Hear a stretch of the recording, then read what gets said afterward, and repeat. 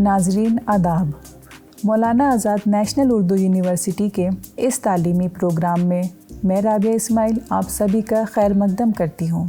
अज़ीज़ तलबा, आज के सबक में हम तदवीन निसाब के मुख्तलिफ़ उसूल जैसे कि तिफ़्ल मरकज़ियत का उसूल, यकजहती का उसूल, तजर्बात की क़लियत का उसूल, तनव्वु का उसूल, लचक का उसूल, कम्युनिटी मरकज़ियत का उसूल, सरगर्मी मरकज़ियत का उसूल, जमहूरी इक़दार के फ़रोग़ का उसूल, अफ़ादियत का उसूल और सक़ाफ़त के तहफ़्फ़ुज़ का उसूल से वाक़फ़ियत हासिल करेंगे। ऐसे उसूल जिनको ध्यान में रखते हुए किसी भी निसाब को तैयार किया जाता है तदवीन निसाब के उसूल कहलाते हैं। इंग्लिश में हम इन्हें प्रिंसिपल्स ऑफ करिकुलम कंस्ट्रक्शन कहते हैं। इसमें सबसे पहले आता है तिफ़्ल मरकज़ियत का उसूल। इस उसूल के तहत निसाब में बनाते वक्त बच्चों की उम्र, ज़रूरियात, दिलचस्पी और सलाहियतों को तरजीह दी जाती है। निसाब ऐसा होना चाहिए कि बच्चों की मुकम्मल नशोनुमा हो। निसाब में दी गई तमाम सरगर्मियाँ उनके जहन के हिसाब से हों। अगर ऐसा ना किया जाए तो निसाब के मकासद में कामयाबी मिलना मुश्किल हो जाएगा। दूसरे नंबर पर इसके बाद आता है यकजहती का उसूल। इस उसूल के तहत अलग अलग मज़ामिन को ज़म करके निसाब में डालना चाहिए। इससे तलबा की मुकम्मल नशोनुमा होगी और उनकी मालूमात में इजाफ़ा होगा। साथ ही वो अपनी ज़िंदगी और माहौल में हम आहंगी कायम कर सकेंगे। तिब्बियाती साइंस के निसाब की बात की जाए तो इसमें रियाज़ी, ज़बान, फ़िज़िक्स और कीमिया जैसे मज़ामिन ज़म करके पेश किए जाते हैं ताकि तलबा अपने माहौल को बेहतर तौर पर समझ सकें। इसके बाद तीसरे नंबर पर आता है तजर्बात की क़लियत का उसूल, जो कहता है कि जब भी निसाब की तदवीन की जाए तो इस बात का ध्यान ज़रूर रखा जाए कि तलबा को हर तरह के तजर्बात मैसर हों, जिससे उनका इल्म सिर्फ़ किसी एक दायरे तक महदूद ना हो। निसाब में दी हुई हर सरगर्मी इल्म में इजाफ़ा करने वाली होनी चाहिए। इसमें कमरा जमात के साथ स्कूल से बाहर मिलने वाले सभी तरह के तजर्बात शामिल हों, जैसे खेल के मैदान जाना, म्यूज़ियम जाना, दोस्तों के साथ बहस वगैरह। इस उसूल को ध्यान में रखते हुए तिब्बियाती साइंस के निसाब में फ़ील्ड ट्रिप, साइंसी मेला वगैरह को भी जोड़ा जा सकता है।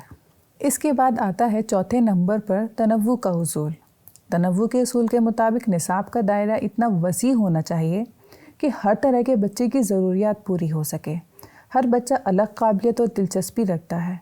बच्चों में इनफरादी फ़र्क भी होते हैं, जिसकी वजह से हम किसी एक तरह की सरगर्मी में हर बच्चे को मशगूल नहीं कर सकते। इसलिए निसाब में तनूअ होना बहुत ही ज़रूरी हो जाता है। इस उसूल को ध्यान में रखते हुए तिब्बियाती साइंस में अलग अलग तरह से मवाद की तदरीस की जाती है, जैसे लैब में मुशाहिदा करना, म्यूज़ियम जाना, अलग अलग तरीक़ेकार से तदरीस करना वगैरह वगैरह।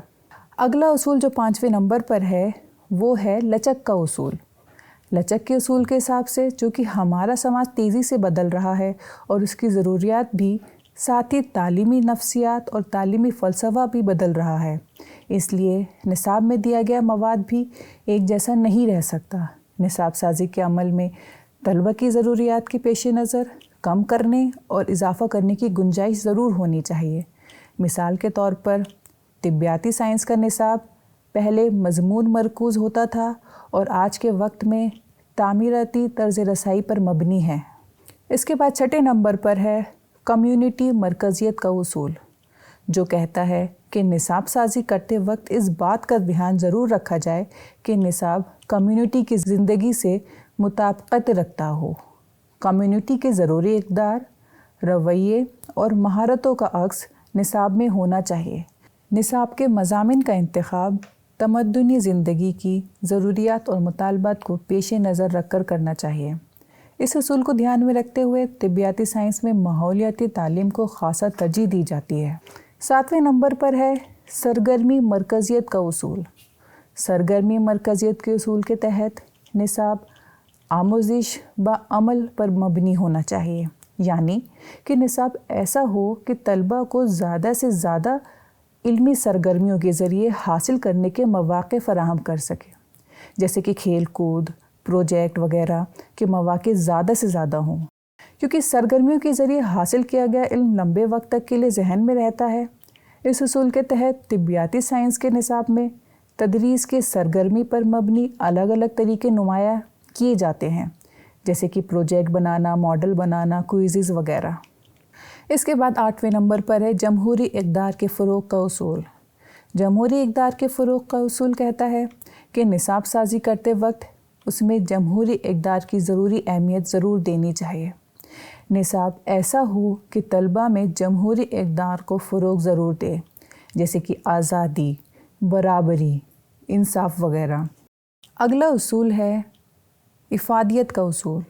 افادیت کے اصول کے حساب سے نصاب میں ایسے مضامین شامل ہونے چاہیے جو طلباء کی زندگی کے لیے فائدہ مند ہوں۔ طلباء کو اسکول میں حاصل کیے گئے علم کو اپنی زندگی کے مسائل کو حل کرنے کے لیے استعمال کر سکیں۔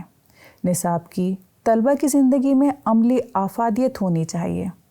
اس کو دھیان میں رکھتے ہوئے نصاب میں تکنیکی اور پیشہ ورانہ تعلیم کو شامل کیا جا سکتا ہے۔ طبیاتی سائنس میں ماحولیاتی تعلیم کا شامل ہونا اس کی سب سے بہتر مثال ہے۔ 10واں اور آخری اصول ہے ثقافت کے تحفظ کا اصول۔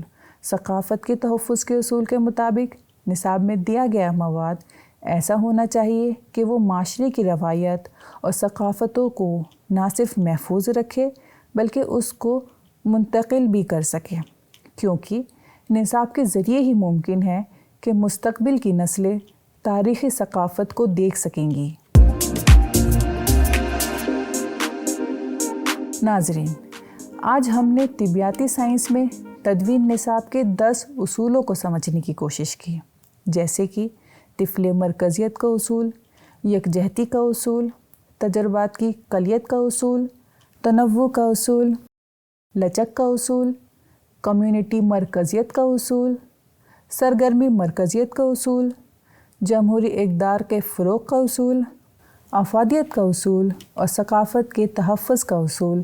عزیز طلباء و طالبات، امید ہے کہ آج کی جماعت میں تدوین نصاب کے اصولوں کے بارے میں حاصل کی گئی معلومات آپ کے لیے کارآمد ثابت ہوگی۔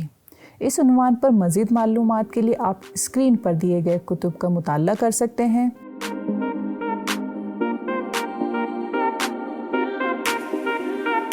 اور ہمیں اسکرین پر دیے گئے ہوئے پتے پر رابطہ بھی کر سکتے ہیں۔ آئندہ ایک نئے عنوان کے ساتھ آپ سے پھر ملاقات ہوگی۔ آداب۔